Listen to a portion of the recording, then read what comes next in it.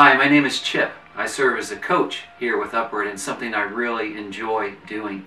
I actually grew up in this area around Edwardsville and Brighton. When I was a young man, I had what I consider just a great life, great family life, but then my world was shattered whenever my parents announced that they were divorcing. A few months after that, I moved around to a lot of different places, and some things happened to me which wounded me greatly. And I grew up a young man who was very angry, and a young man who was very prejudiced because of that. Eventually my dad got custody of me and we moved to a different town, and my life kind of restarted. I went to work for a farmer, and again I really enjoyed farming. Thought I would be farming and an engineer for the rest of my life. But there was something missing, and I couldn't figure out what it was, and frankly I was scared. Some of the things that seemed to have control of my life that I couldn't get rid of.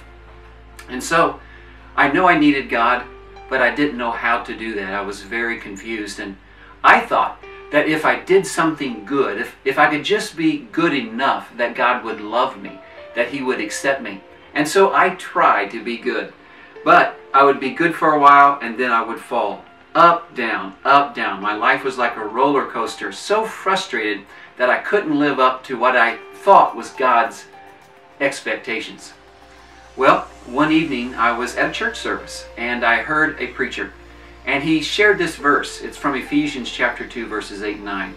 For by grace are you saved through faith, and that not of yourselves. It's the gift of God, not of works, lest any man should boast.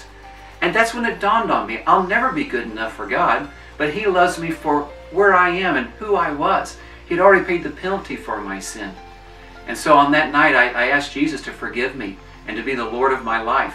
And things radically changed.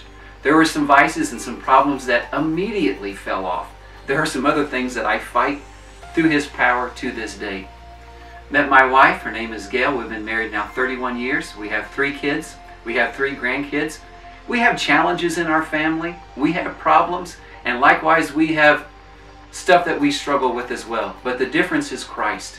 He is the foundation of our life. Not only do I coach, but I serve as a pastor here at this church. If you ever have any questions about what it is to have Jesus as your Savior, for Him to make a radical difference in your life, there are a lot of folks around here that would love to talk with you. Have a great day at Upward.